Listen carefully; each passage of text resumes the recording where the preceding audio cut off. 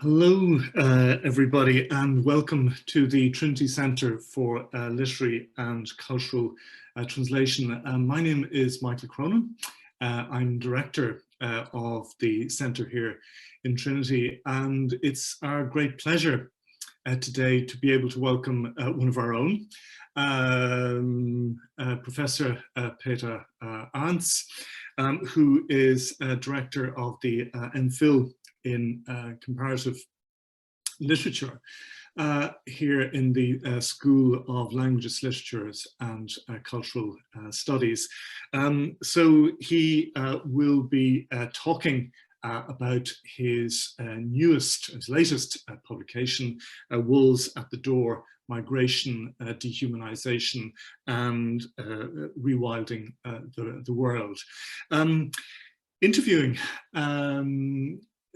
Professor Peter Arntz will be Dr. Nicole Basaraba, who is holds her PhD from Trinity College Dublin, and who is currently a postdoctoral researcher in Maastricht University.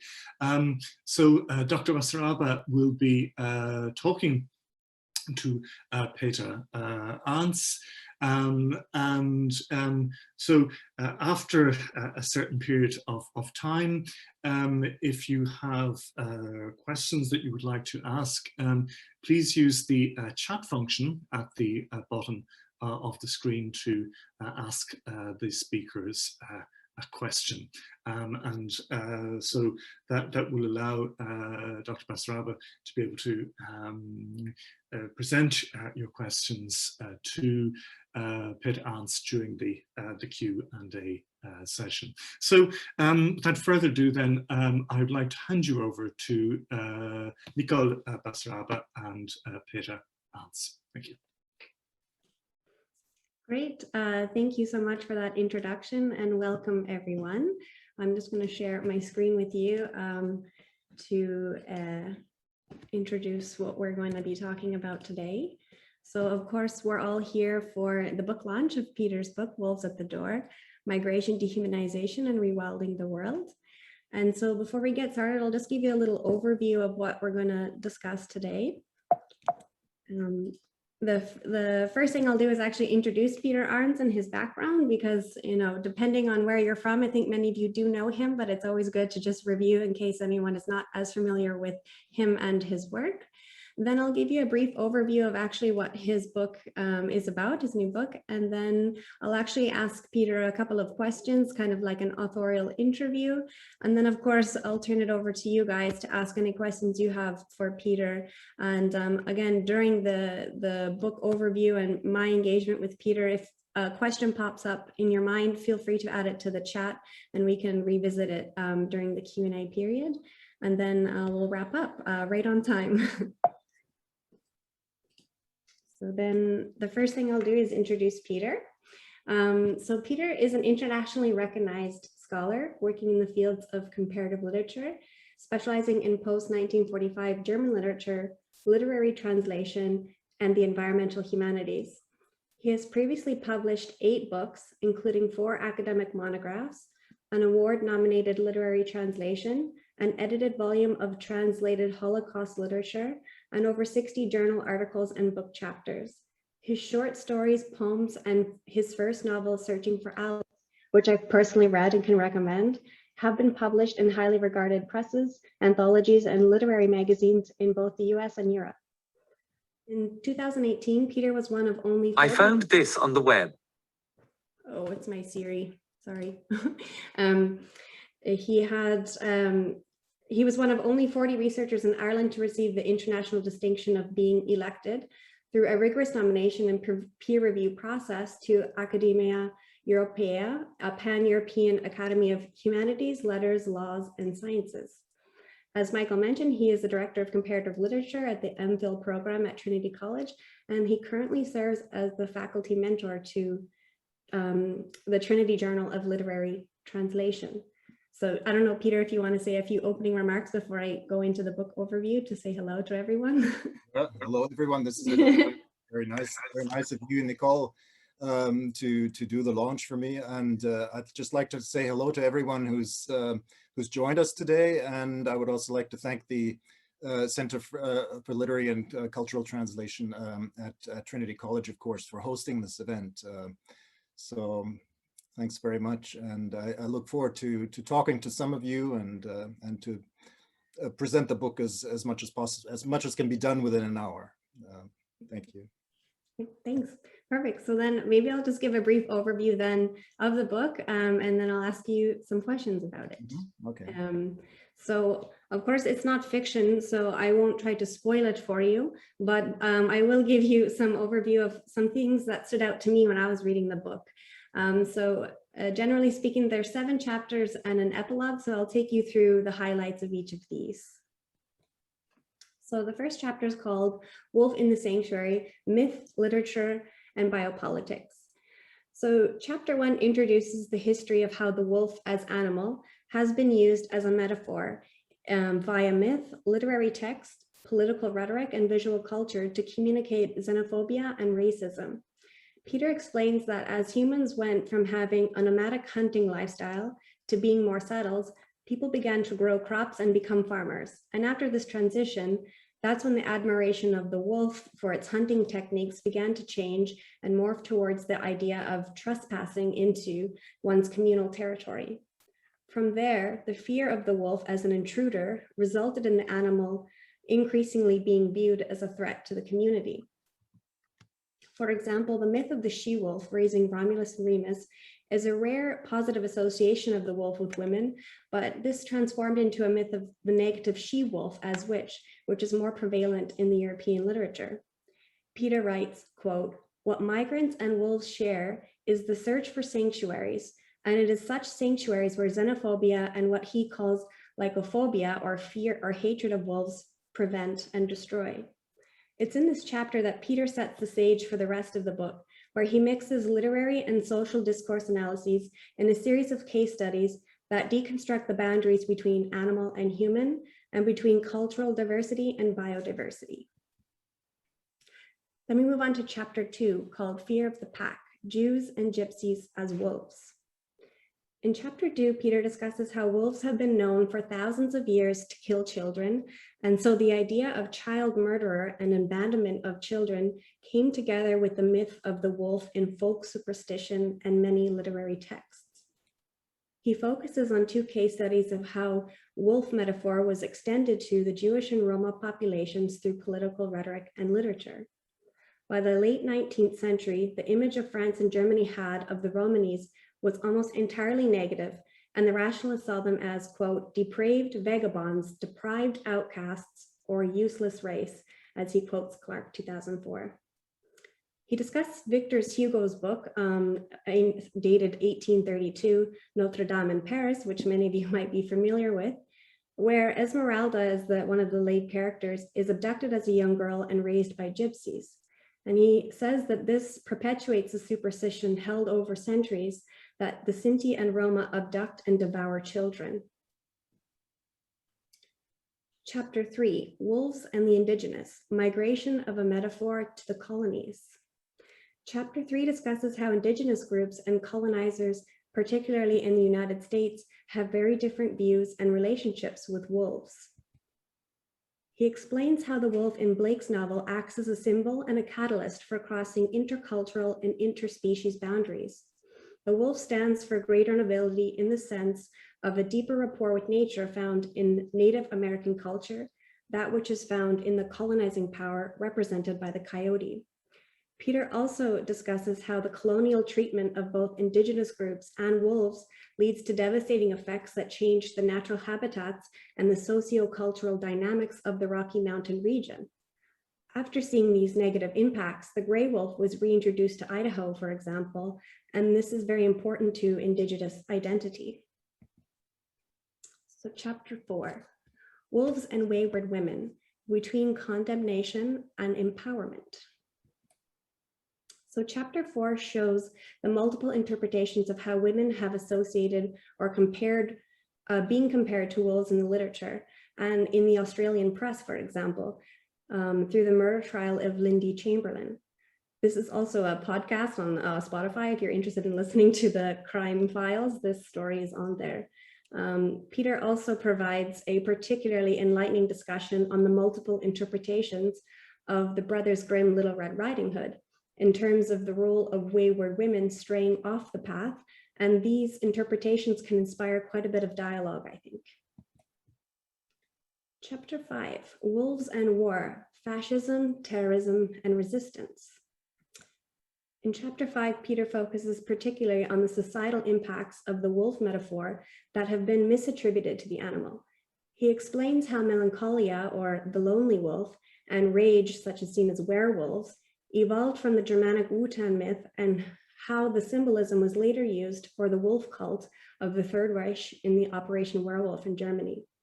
He also discusses Rainer Opoka's tour in Germany in 2016 with his anti-hate exhibit by appropriating the Nazi iconography of wolves as figures of war, hatred, anti-Semitism, and xenophobia, which I'm sure he'll be happy to tell you more about in our discussion. Chapter 6, No Trespassing, Wolves, Borders, and Immigrants. Chapter 6 covers the language used to describe immigrants as, quote, undesirables, who are, quote, infesting or, quote, intruding into the nations of the global north, including countries like Denmark, the UK, and the US. He explains that the wolf is seen as bringing a state of war into the polis as a fortified nation state, which can be traced to the paranoia rooted in ancient fears of the beast breaking into the clan's dwelling place. This perpetuates the current climate of paranoia and border politics in places around the globe. For example, he notes how Slovenia erected a security fence along the 400-mile border with Croatia in reaction to Hungary closing its borders from refugees coming from Africa and the Middle East in 2015. This resulted in major environmental impacts on wildlife, including deer, bears, and of course, wolves. Another example, of course, is the imprisonment of Mexican children in the US border. Chapter 7, Wolf Trials, Rewilding the World in the Age of Migration. This chapter explores the societal and political changes that will need to occur in order to counteract these negative impacts the wolf metaphor has had on both humans as migrants and wolf populations. He makes a series of useful recommendations, one of which is the large-scale protection of livestock, as is a common concern in Germany, for example. And he also explains that the US importation of wolves from Alberta, which is where I'm from, helped solidify the friendship between Canada and the US and helped regenerate the natural habitat of Yellowstone Park. Finally, the epilogue, Dreaming of Wolves. Here, Peter revisits the overall impact and usefulness of the wolf myth in the human understanding of traumatic events. He ends on the hope that his analyses can contribute to a change in perception of wolves and migrants from fear towards tolerance. So as we can see from this summary of, in the context of today's globalizing world, Peter contributes to multiple discourses across disciplines and territories. He covers different interpretations of well-known literary works, just a few of which I have chosen to highlight in this presentation, and as well as breaking national news stories about oppressed local populations, immigrants, and women. So before I begin with a few questions to Peter, I'd like to ask if there's anything you'd like to add or clarify based on what I have presented here. Thanks, Nicole. You can all see me, right? The camera is on and you can hear me. Fine. Yeah, thanks for this wonderful summary of the book. I think you've covered a lot of ground there.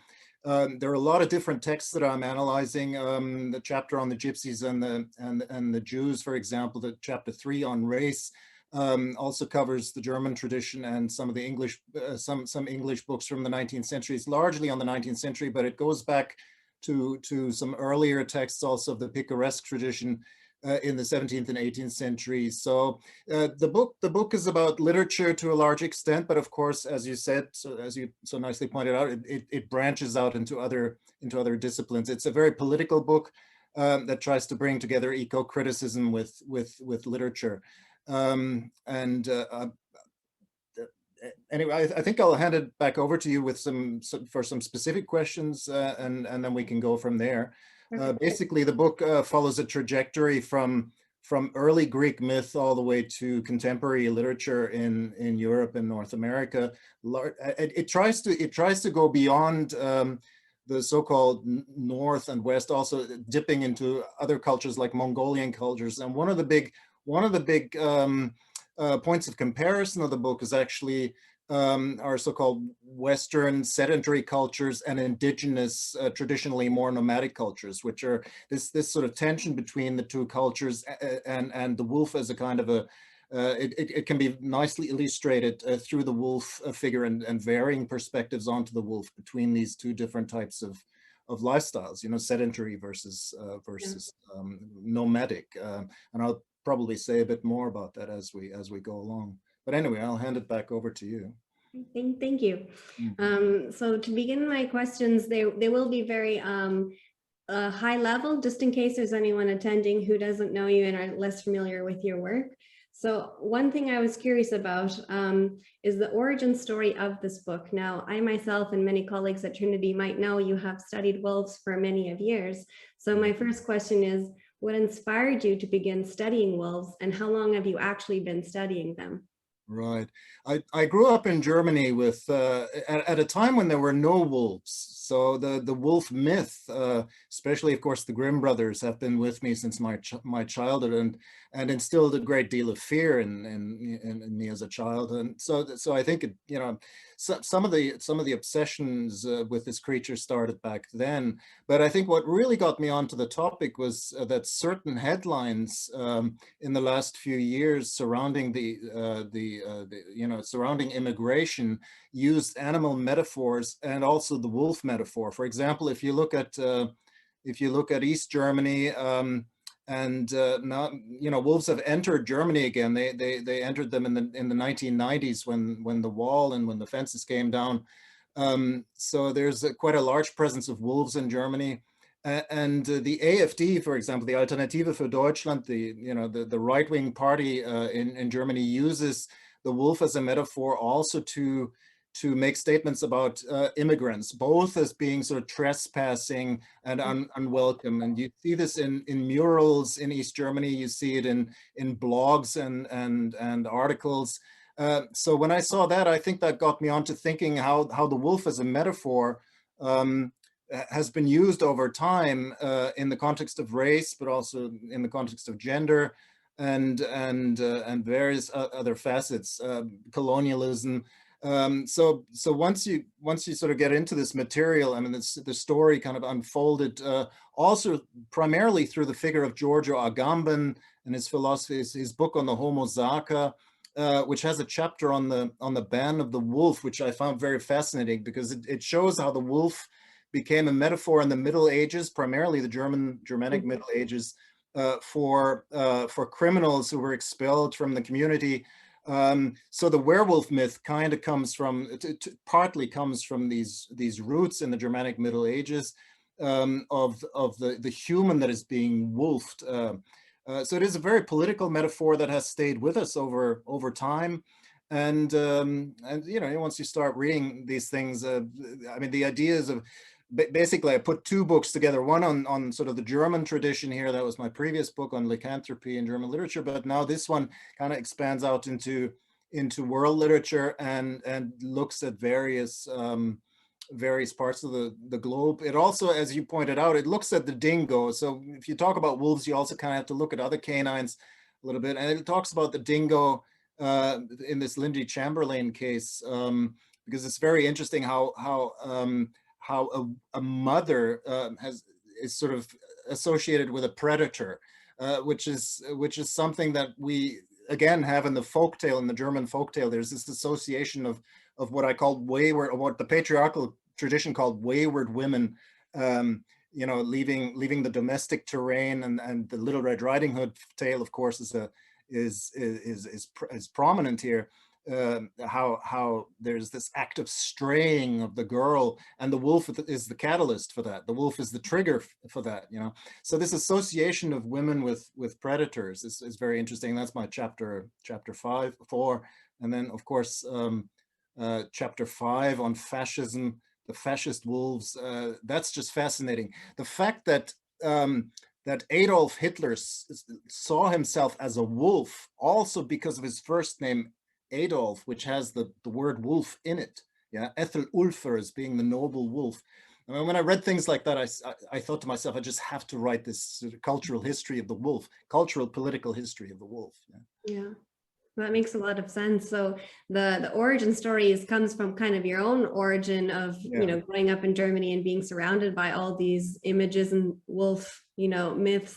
So the next question kind of builds on that, as you mentioned, this book expands to other nations. And so how did the themes of your book emerge? Because you cover quite a broad number of themes, as you said, women and also different nations. So can you explain how these themes kind of emerged in the wolf myth? Yeah, so one theme is race, the other one is gender, then one on fascism, and the idea of resistance. And I guess the themes emerged from this duality of the wolf figure itself as being sort of between destructive and nurturing, because the wolf isn't entirely negative in many representations. When you look at the Lupa Romana, for example, the she-wolf in the Roman myth, it's a nurturing wolf. So the gender chapter, for example, arose from this myth. But then, of course, that myth also has a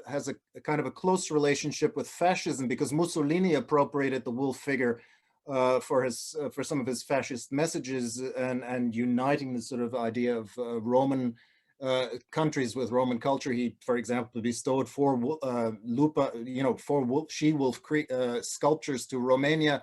So I think the tension between nurturing and destructive, and in particular, of course, the wolf's connection with fascism that expands from Nazi Germany all the way to sort of East German reactions now to immigrants. These sort of 4 or 5 facets emerged from the central tension that's located within the creature itself. It's sort of destructive versus nurturing. There is also a psychoanalytical dimension to the wolf, of course, when you look at Freud, the Wolfman. So I think the themes kind of, I put them together also, of course, by reading a lot of these texts. They kind of emerged out of the various texts that I've assembled, including the case study by Freud, for example, and then, of course, many literary texts and many political texts, sort of journal articles and various other things. That's where your field, the digital humanities, comes in very nicely, because you can do what in comparative literature is called distant reading. Franco Moretti created this term, so that's something definitely needed for this kind of project. It's this sort of distant reading of world literature through the digital humanities. Right. And do you think that a lot of the, literature that you found in the news stories was based on also where you have been in the world, like obviously in Kansas and Australia yourself? Did a lot of the works and news stories emerge during your time there, or was it something that you thought to include in your book later on? Actually, when I lived in Kansas, which was from 1995 to 2008, I wasn't aware that Kansas is a wolf state. And I have to explain this because it was the Pawnee, the indigenous population of Kansas, who associated very closely with wolves. So Kansas was sort of wolf country. I had no idea, because there are no wolves in Kansas anymore. There are coyotes and a lot of wildcats and other critters, but not wolves. But the Pawnee associated, like the Ojibwe in Minnesota and Wisconsin, and also the Nez Perce in Idaho and many others. They associated very closely. The cultural identity was based on this idea of the brother wolf, which is part of the creation myth. So I only learned this once I was in Ireland, starting with the wolf research, because I didn't do this kind of research back in the days in Kansas. But you're right. I mean, it has to do with the places I grew up in. Germany, the wolf is such a contested animal in Germany right now. So it is, this book is actually, it should be translated into German and put out on the German market, because it is really, it goes to the heart of what people are talking and thinking about right now about wolves in Germany. And the Little Red Riding Hood myth stays with us. It's what I call the Little Red Riding Hood syndrome, that has sort of stayed with us over time, 200 years now. at least. Charles Perrault already wrote about Little Red Riding Hood, of course, before the Grimm brothers. And it has created things like the wolf wars in the United States, you know, where wolves are. I think that one and Farley Moet, Never Cry Wolf, these two books, you know, these two stories have had a massive impact on the way people see wolves. So it's the places I've been to and the books I've read in those places. Canada, of course, I read Farley Moet back then in the days of Canada, where I first got interested in wolves also. Yeah. So maybe I'll ask the question I did have about Little Red Riding Hood, since you brought it up. So the symbol of the wolf actually changed like over time, or in the literature and in the way it's portrayed as women as well, associated with the wolf. And I found, you know, I also read Little Red Riding Hood growing up, and your analyses of the multiple interpretations of this fairy tale, I guess you could call it, is very, very interesting, and something I would have never, like, you know, I studied literary and comparative literatures myself, and this idea of the woman straying off the path of domestic life. And I wanted to know if you could speak more about how that, and also, you know, this whole baby eating, you know, attachment as well. Right. Well, the one chapter I have is called, sort of provocatively called, Wayward Women. You know, how the wolf is associated with wayward women. It's the way patriarchal society saw women when they left the domestic space. And this is the early modern age, but it goes up to the 19th century, of course, and beyond a lot of times. But this association of and when I say wayward women in that chapter, it's a reference to witches. And witches, of course, are they have been very closely associated with wolves. Witches were thought to rub their skin with wolf ointment, for example, to ride wolves at night, etc., etc. This goes back to this horrible book that was published in the late 15th century, 1495, around that time, The Witch's Hammer, the Malleus Maleficarum, where there are several references to women as she-wolves. When you look at the Little Red Riding Hood tale, it's very interesting what happens there is the wolf makes Little Red Riding Hood stray from the trail. So there's this idea of wayward, of leaving the way, the path, you know, the Weg in German. When you look at the word witch in itself, Little Red Riding Hood is not a witch, of course, and there's no witch in that tale. But the proximity between the women and the wolf, I discuss this in my chapter as having something to do with this phenomenon of the witch. And when you look at the word witch in German, Hexe, and the word hedge in English, and hag, and then you know that these words come from their Gothic root of the Hagatsusa, which is the word for the Unhold, the woman who's not considered fair, who's considered to be a witch. Then it's sort of the term wayward becomes interesting, because the Hagatsusa was the one who left the domestic space and sat on the fence or on the hedge between domesticity and wilderness. So women venturing out into wilderness in the Middle Ages and early modern age were considered to be wayward, and were associated with the wolf creature oftentimes. And so this is how I got onto that chapter, essentially, and this idea of the proximity of the predator, the wolf, and women, and then sort of expanded it to Lindy Chamberlain, the case in Australia. So we can see how this sort of association of a predator and a mother who doesn't, you know, who strays from her child for 3 minutes, and then the baby is gone. And this is where the baby eating comes in that you mentioned, which is the ancient myth that Gypsies primarily, the Romani, were associated with stealing children, and were hence described as wolves in some of this literature that you mentioned, like Victor Hugo, for example. So that myth has stayed with us when you look at the Lindy Chamberlain case in Australia. And this is not too long ago. This was in the 1980s.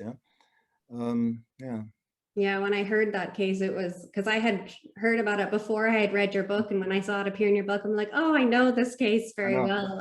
Yeah. Obviously, with my documentary on Australia too, I came across a lot of references. But no, it's very, very interesting how the media dealt with that and accused the woman. And, you know, it really contextualizes your analyses and your findings from the literature as well to show the, you know, what's been writing about on two different fronts. Yeah, and how myth becomes reality.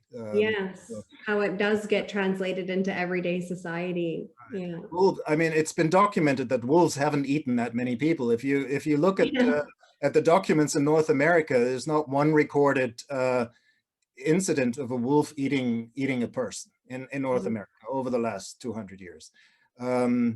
Yeah, so, I think in Alberta it would be more threatening as cougars, which are cats, big cats rather than canines. So, so I'll just ask another question before we, one or two more before we turn over to the audience.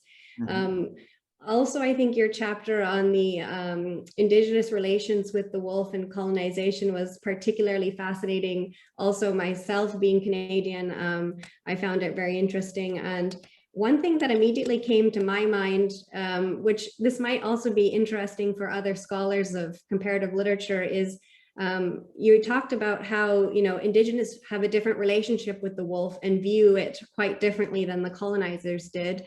And one example that came to my mind was the Disney film Pocahontas and the Colors of the Wind, which actually mentions the wolf in it.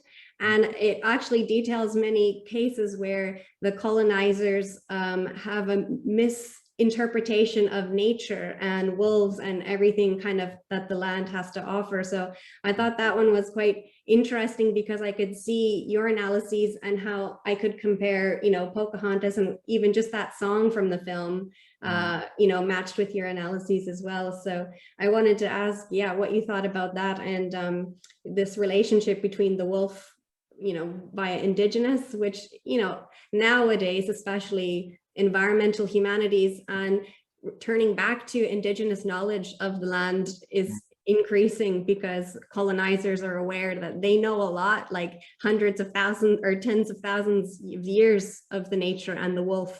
So if you had any comments on this, and that image I showed also is symbolism that you see everywhere. I don't know if you see it in Kansas, but in Canada, the kind of mystical imagery of Indigenous and the wolf is everywhere. It's on clothing, it's on posters, it's everywhere.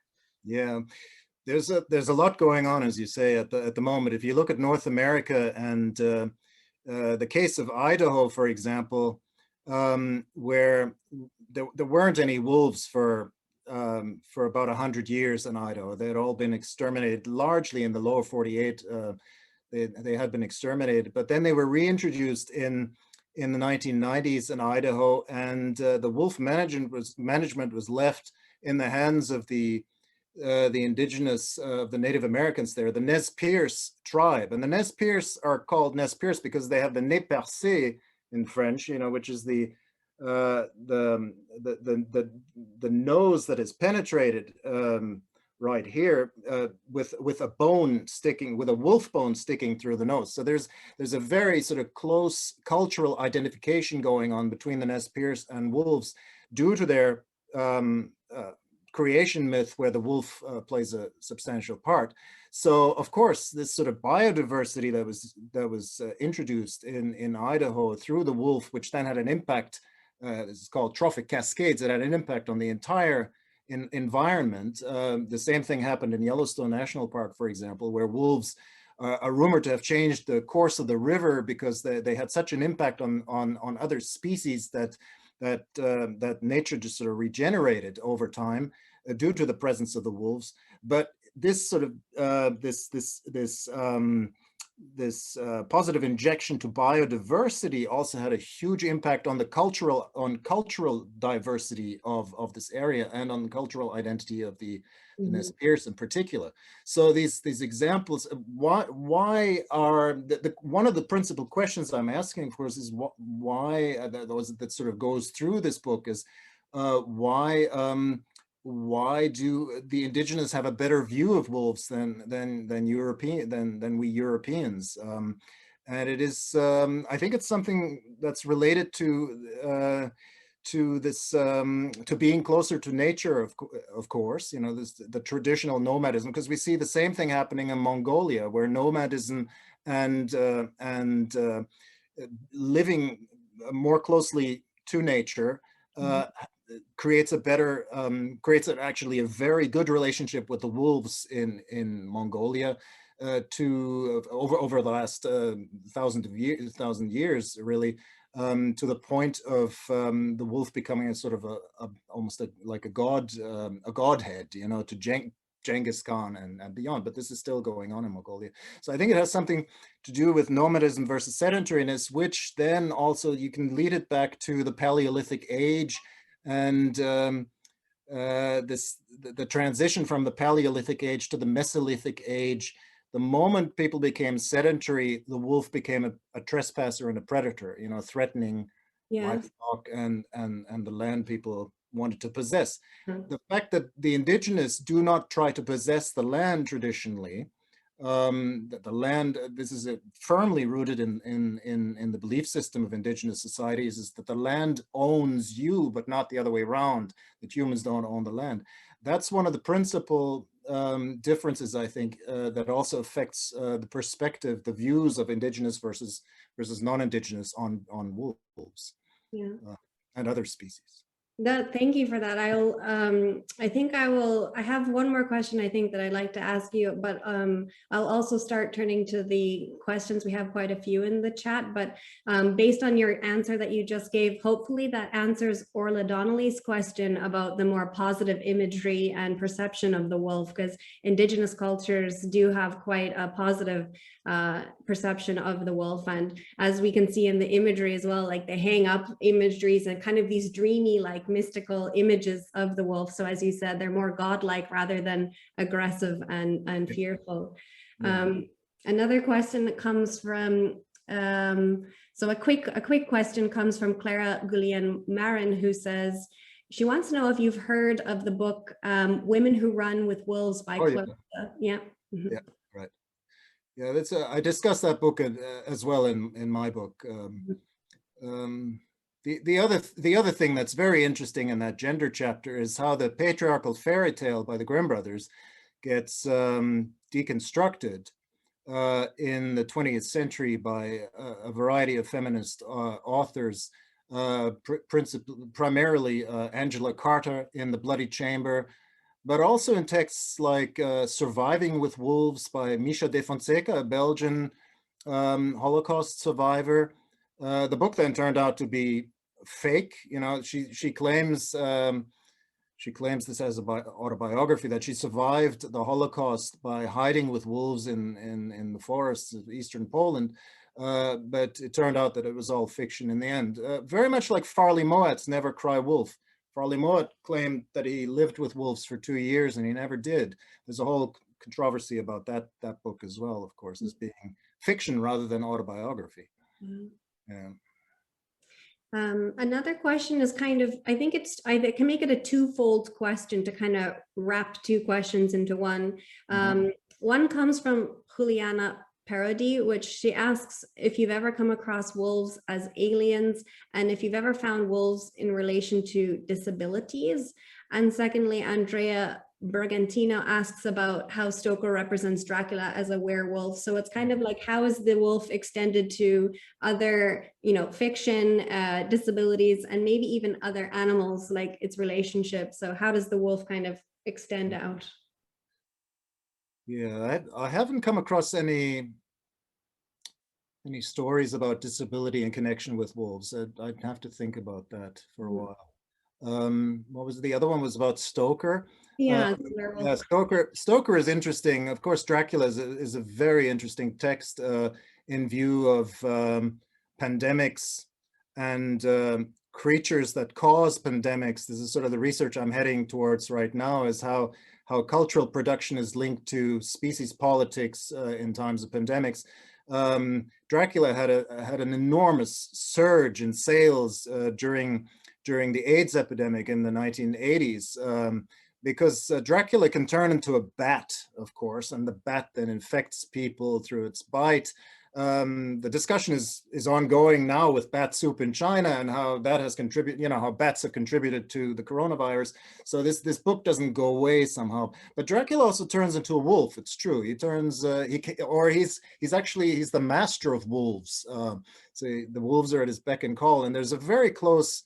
I discussed this in the chapter on race. There's very close proximity in Dracula between the Count, the wolves, and the so-called gypsies, the Romanis. Yeah, they're all associated with wolves. I don't know. That doesn't answer the question. What was the specific point of the question about Stoker? In some passages, I wonder whether this happens on the basis of symbolic meaning, where Dracula is associated with a wolf. Yeah.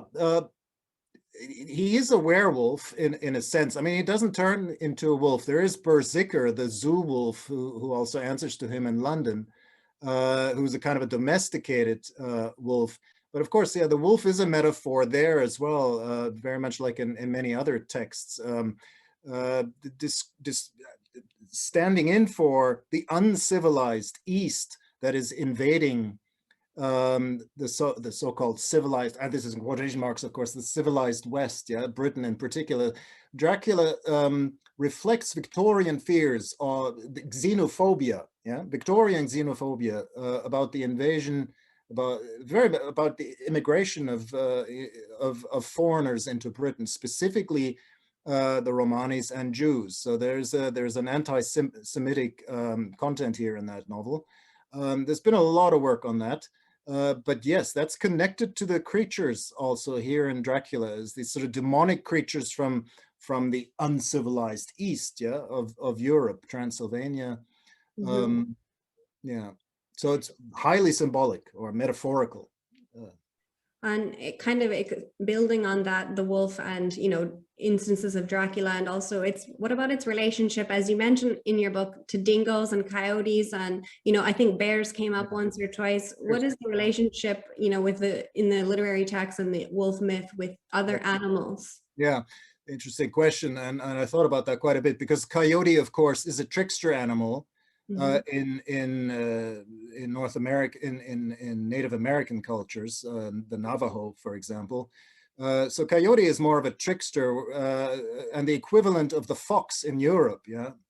Whereas the wolf traditionally is more demonic or more evil, cunning, but also stupid. When you look at medieval beast epics, for example, there are beast epics about the fox and the wolf, and the fox is the clever one and the wolf is the one that's being duped. So stupidity, voraciousness, the voraciousness of monks in medieval beast epics, for example, the wolf stood in for that. So it comes with a lot of qualities, bad qualities from the Middle Ages on, from Greek myth on, actually. The Lycaon myth in ancient Greece, it's already about expulsion of a criminal, Lycaon having offered human meat to the god, to Jupiter, who then expels him in the shape of a wolf.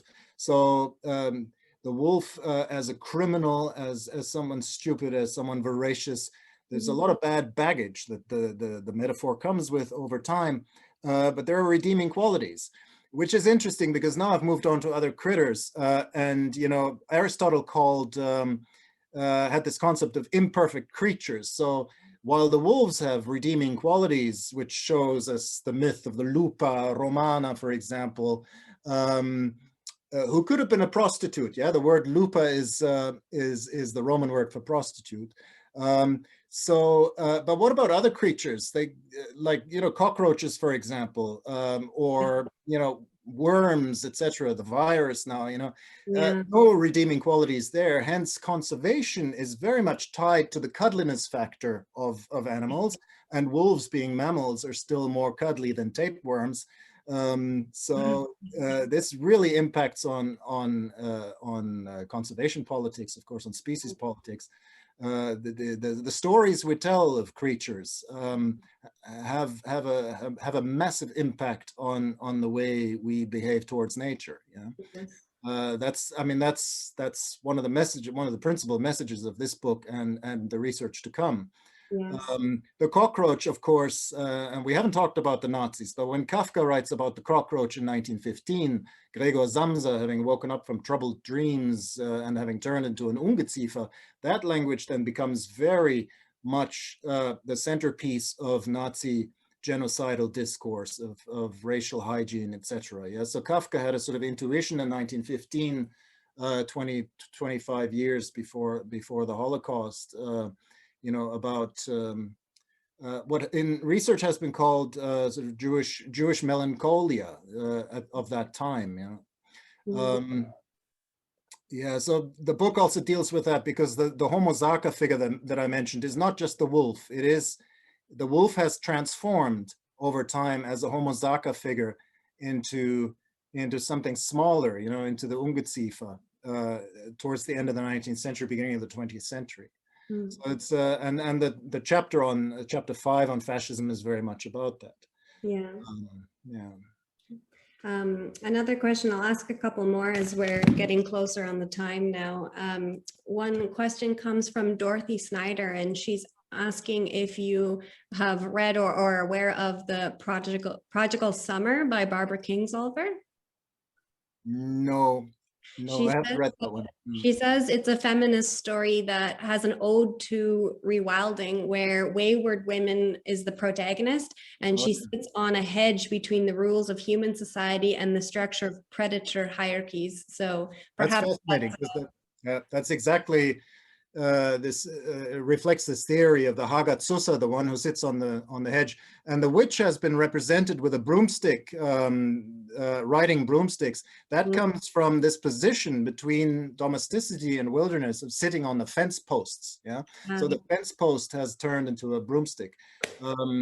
Yeah, there's fascinating research just on the witch. You know, you have to be, with a book like this, you have to be careful not to drift too much into other species, you know, other canines or other sort of horror scenarios like the witch. But of course, they're border figures, they're figures, they're neighboring figures, you know. So it's very hard to look at the wolf without also looking at the witch in the context of gender.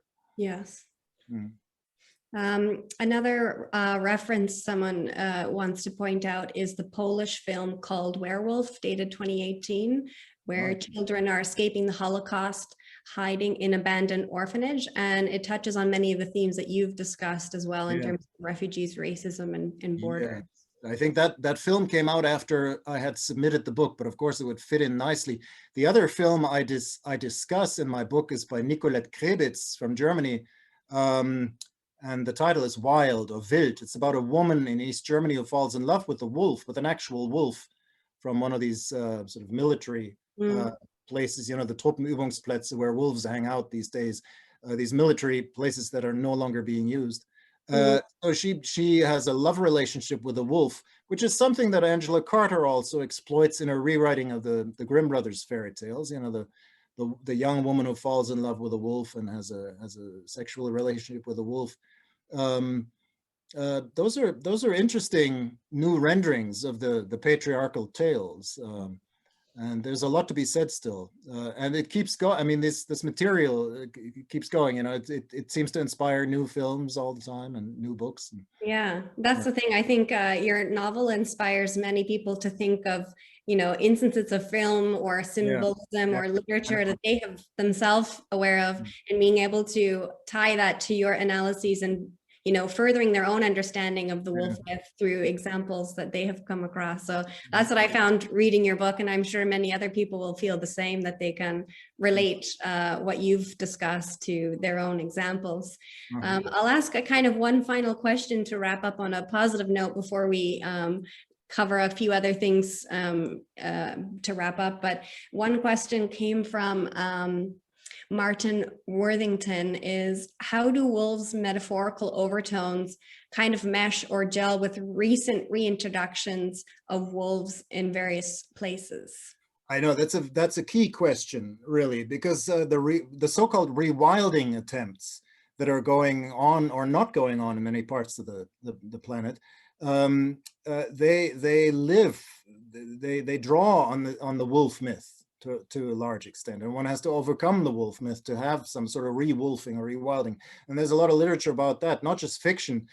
In fiction, for example, there's Sarah Hall's novel, The Wolf Border, that discusses this particular question, you know, rewilding the UK, where wolves were exterminated in as early as the 13th, 14th century. You know, there's a great book by Robert Winder called The Last Wolf, which describes how Britain became a very prosperous place because the wolves were eradicated as early as the 13th century and left no enemy to the sheep. So Britain became rich on sheep, wool, etc. So this whole industrial revolution goes back to the decline of wolves in Britain. But yeah, there have been rewilding attempts now in the UK. In Scotland, they're talking about rewilding parts of Scotland with wolves.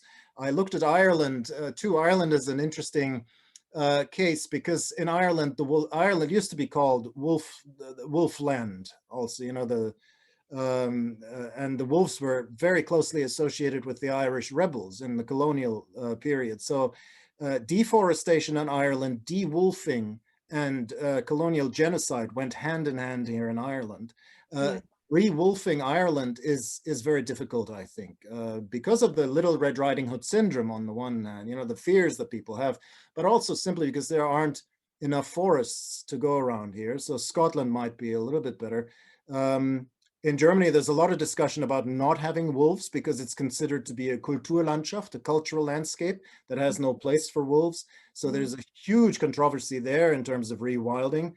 But the wolves are protected in Germany, unlike in parts of the United States where, of course, Trump tried to get rid of all sorts of creatures, you know, just for the heck of it. But wolf culling, yeah, C-U-L-L-I-N-G, which is killing of wolves, goes on again in Idaho, for example. So the legislation has gone back there from rewilding. There's a great video to watch by George Monbiot, who's one of the activists about rewilding in the UK. And the video is about Yellowstone Park and how it's a short clip. It's just 2 or 3 minutes, but how the wolves have changed the ecosystem. The reintroduction of wolves, especially in the Lamar Valley in Yellowstone National Park, has changed the ecosystem there due to sort of new trophic cascades. And yeah, so that's this is a very good question, and the book needs to be written just about the fact of rewilding and what the politics are there, and how the politics have been impacted on by the myth, by what I call the Little Red Riding Hood syndrome. Yes. That was one of the final wrap up here.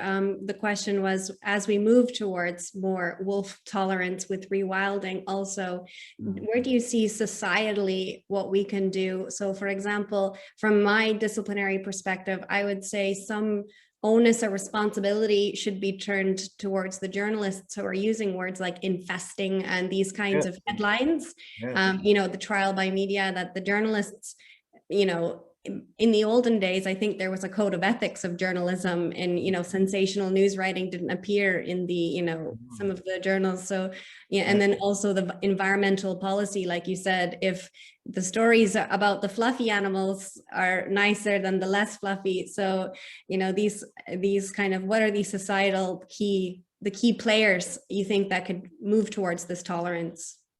Education in this regard is hugely important, of course. And I mean, to see articles, let me just give you another example. About 4 or 5 years ago, a populist in the UK called the immigrants arriving across the Mediterranean and across the channel into the UK, compared them with cockroaches. So when you know about Kafka and the damage that was done in Nazi Germany, the genocide, you know, and the use of these words like cockroach, you know, labeling so-called subhumans, you know, associating them with rats and with lice and various and other animals. You know, this kind of education is necessary to move us in the right direction, and then to you know, to avoid headlines like that. I mean, the 4 years under the last government in the United States, the animal the metaphors that were used in the discourse of immigration, surrounding immigration, guess which metaphors were used most often? It was the animal metaphors. Mm-hmm. Followed by metaphors of flooding, and scourge, and various other things. Exactly. But animal metaphors, and this is not limited to the United States. We see it in the UK, we see it in Germany, with populist rhetoric. So education, the way Rainer Opolka, you showed us a sculpture there to Rainer Opolka with his wolf sculptures. I mean, that was hugely important in 2016, going around East Germany with these wolf sculptures and reminding people, because people didn't know why, what does this mean? The wolves are back. Yeah, the wolves are back as animals, but they're also back as the old fascist wolves. Yeah, if we can show that image, that would be great. Because of course, but I'm just going to wrap up, Peter, because we're just running out on time, and I think there Michael or James has the closing statement as well. But thank you so much for this very lively discussion. I think we could go on all day. Your book is so rich, as we have shown through all the different chapters, the nations, stories from both literary, film, and all of these things. So I think it's a very inspiring, and I encourage everyone to get themselves a copy. A discount code is being offered for all participants, so you can see it here on the screen. So if you go to bloomsbury.com, you can make use of this discount for attending. So thank you for everyone for that. And I will pass it over back to Michael if he has a few closing statements. Thank you. If he's there, or there he is. Okay. Well, it's difficult to know where to begin. To thank you both for a fascinating conversation. Just at the very end there, I was reminded that the word that was used in the Rwandan genocide was kafar, was cockroach. So it's just it's both fascinating and frightening how these words get recycled in different contexts. But I think, if anything, what the conversation showed was just how vital scholarship is in the humanities in terms of illuminating questions that right at the heart of contemporary political debates. And I think it was a stunning example of the importance and relevance of that research. And I would like to thank Nicole for doing such a wonderful job in summarizing the book. There used to be a Monty Python competition that you to sum up all of Marcel Proust's work in 30 seconds. But you did a remarkable job in presenting Peter's work to us in the beginning, and through very, very informed and searching questions. For those of you who have enjoyed today's conversation, I would like to refer you to our website, where you'll find all the details on our different events and activities. You can also, of course, follow us on Facebook and Twitter. If you are particularly taken by what we do, you can become a friend of the Trinity Centre for Literary and Cultural Translation, and that will allow you to get particular access to different activities and events that the Centre organises. So once again, on behalf of everyone, I would like to thank Nicole and Peter for a fascinating discussion on such an important and vital topic. So thanks to you both, and thanks to everyone for taking part, participating. Thank you. Bye.